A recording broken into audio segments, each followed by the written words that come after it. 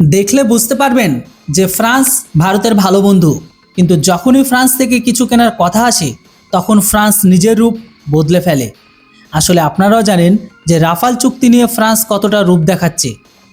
ভারত প্রায় 3 লক্ষ কোটি টাকায় ফ্রান্স থেকে প্রায় 114টি রাফেল জেট কিনতে প্রস্তুত, কিন্তু ফ্রান্স ভারতের একটি শর্ত মানতে রাজি নয়।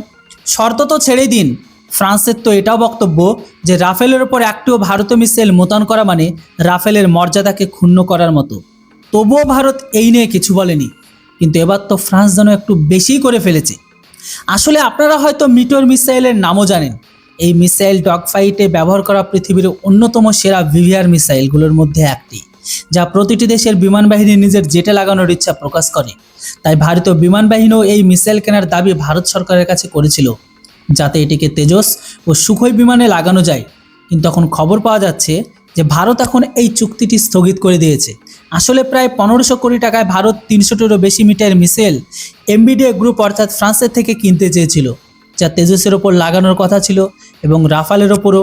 কিন্তু এই চুক্তির অধীনে ভারত চেয়েছিল যে এই মিসাইলের উৎপাদন ভারতেই করা হোক, যাতে প্রয়োজনের সময় ফ্রান্সকে অর্ডার দেওয়া পরিবর্তে ভারত থেকে এই মিসাইল বিমান বাহিনীকে কিনে দেওয়া যায়, যাতে সময় বাঁচে আর যুদ্ধের ময়দানে সঠিক সময়ে এই মিসাইল বিমান বাহিনী পায়। হ্যাঁ, বা তাদের যাতে সময় বাঁচে আর যুদ্ধের ময়দানে সঠিক সময় এই মিসাইল বিমান বাহিনী পায়। ভারত চেয়েছিল যে ডিআরডিও আর এমবিডি মিলে মিটিওরের উৎপাদন করুক, যাতে এটি শুধু ভারত ফ্রান্সের বিমান বাহিনীকে বিক্রি করা নয় বরং সারা বিশ্বের সরবরাহ করা যায়। কিন্তু ফ্রান্স এখন এই কথা বলে ভারতকে মানা করে দিয়েছে যে মিটিওর হলো রাফালের মর্যাদা, এই মিসাইল শুধু এমবিডি তৈরি করতে পারে। ভারতে এখন মিসাইল নিয়ে এত ভালো পরিকাঠামো নেই যে মিটিওরের মতো মিসাইল তৈরি করা যায়। এটা অসম্ভব যে মিটিওর কখনোই ভারতে তৈরি হবে না, এবং আমরা এর জন্য কখনো রাজিও হব না। এখন দেখা গেল ফ্রান্স একদিক থেকে ভারতকে উপহাস করেছে যে ভারত মিসাইলের ক্ষেত্রে এখনও ইউরোপের থেকে অনেক পিছিয়ে। এখন এই বিষয়টির উপর নজর দিয়ে ভারত সরকারও অস্ত্র মিসাইলকে অগ্রাধিকার দেওয়া শুরু করেছে। যে 1500 কোটি টাকার মিটোর চুক্তি ছিল, যা আপাতত স্থগিত করে দিয়েছে। এমনিতেও উপদেষ্টাদের বক্তব্য, ভারতের মিটোরের কোনো প্রয়োজন নেই। অস্ত্র সত্যি একটি দুর্দান্ত মিসাইল, যা মিটোরের মতো নিখুঁত আর দামেও অর্ধেক।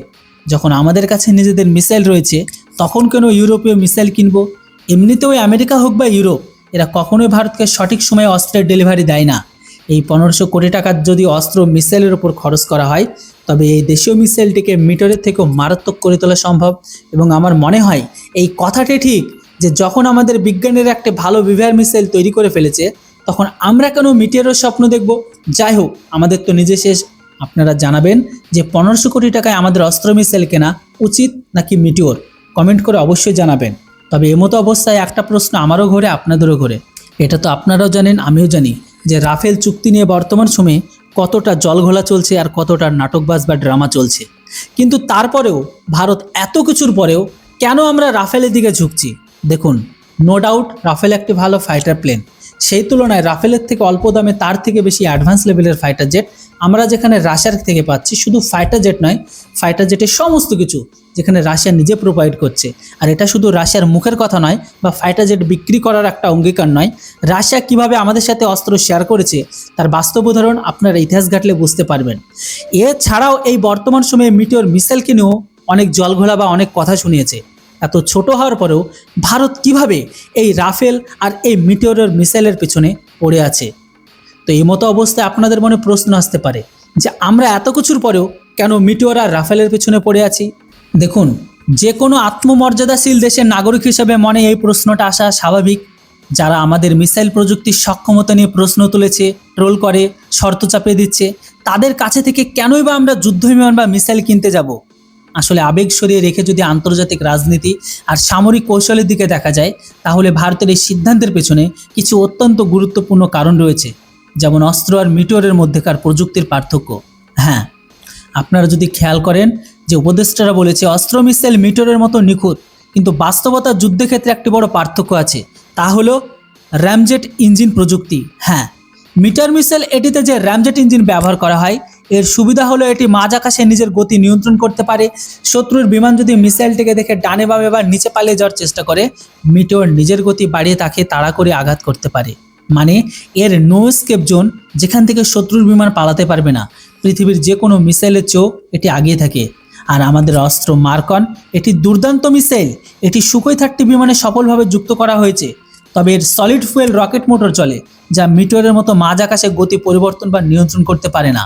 যদিও ভারত এখনও SFDR প্রযুক্তির মাধ্যমে অস্ত্র মার্ক 3 তৈরি করছে, যেটা মিটিওরের সমকক্ষ হবে, কিন্তু সেটি পুরোপুরি তৈরি আর সেনায় অন্তর্ভুক্ত হতে আরও কয়েক বছর সময় লাগবে আমাদের।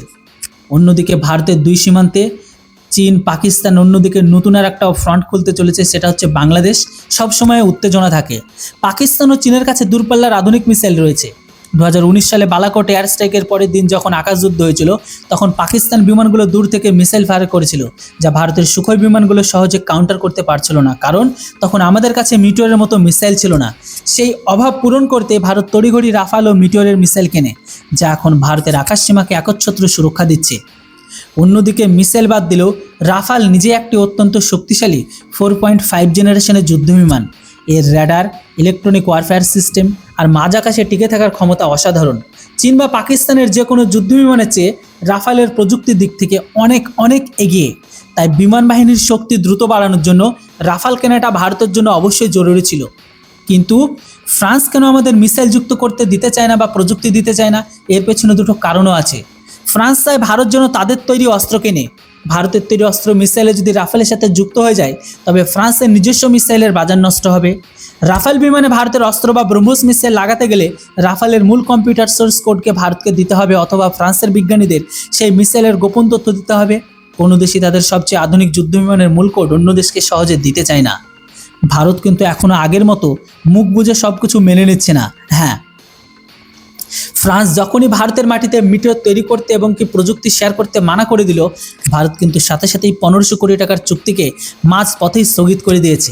আর এটা ভারতের শক্ত কূটনৈতিক অবস্থানের প্রমাণ করে। অন্যদিকে ফ্রান্সের এই আচরণের পর ভারত সরকার নিজের দেশে তৈরি অস্ত্র মিসাইলের প্রজেক্ট ফোকাস অনেক বাড়িয়ে দিয়েছে। সুখোই আর দেশীয় তেজস যুদ্ধবিমান এখন দেদারসে অস্ত্র মিসাইল লাগানো হচ্ছে।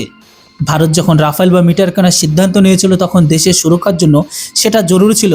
কিন্তু যখনই ফ্রান্স অতিরিক্ত অহংকার দেখাতে শুরু করেছে এবং ভারতের মাটিতে মেক ইন ইন্ডিয়া করতে বাধা দিয়েছে, ভারতও কিন্তু শক্ত হাতে সেই চুক্তি আটকে দিয়ে নিজেদের অস্ত্র মিসাইলকে এগিয়ে নিয়ে যাচ্ছে।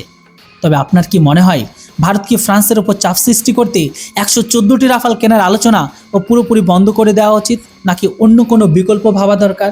মানে আমাদের কাছে সবথেকে ভালো সুইটেবল রাশিয়ার বাহুবলী Su-57? দেখুন, আমার যদি পার্সোনাল ওপিনিয়ন দেখি, তবে অবশ্যই আমাদের কাছে যে কটা রাফেল আমরা হাতে পেয়ে গেছি, সে কটাকে বাদ দিয়ে অবশ্যই আমাদের এই মুহূর্তে রাশিয়ার বাহুবলী Su-57কে কিনে নেওয়া উচিত। তারা সম্পূর্ণ টেকনোলজি ট্রান্সফার করতে দেবে, এমনকি তারা চাইলে আমাদের স্বদেশি মিসাইলও রাশিয়া লাগানোর সম্পূর্ণ ইমপ্রুভ দেবে। তাই সেখানে আমাদের সুবিধাটা বেশি। অন্যদিকে রাশিয়ার তুলনায় ফ্রান্সের ফাইটার জেটার মিসাইলের দাম যেমন কস্টলি, এমনকি ব্যবহারের অনেক খরচ আছে। তাই সব দিক থেকে বিবেচনা করলে আমার মনে হয় তৎক্ষণাৎ এই যে এতগুলো রাফেল কেনার যে চুক্তি বা এত যে জলঘোলা হচ্ছে, সেটাকে বাদ দিয়ে আমাদের উচিত রাফাল ডিল ক্যান্সেল করে সম্পূর্ণভাবে Su-57কে কিনে নেওয়া। এমনকি মিটিওর মিসাইল নিতে গিয়ে যে টাকার এত বড় অঙ্ক খসছে, এমনকি ফ্রান্সের মিটিওর মিসাইলকে বাদ দিয়ে আমাদের স্বদেশি অস্ত্রের উপর জোর দেওয়া। এর উপর আপনাদের কি মতামত, সেটা অবশ্যই কমেন্ট বক্সে লিখে জানান। Thanks for watching. জয় হিন্দ, বন্দে মাতরম।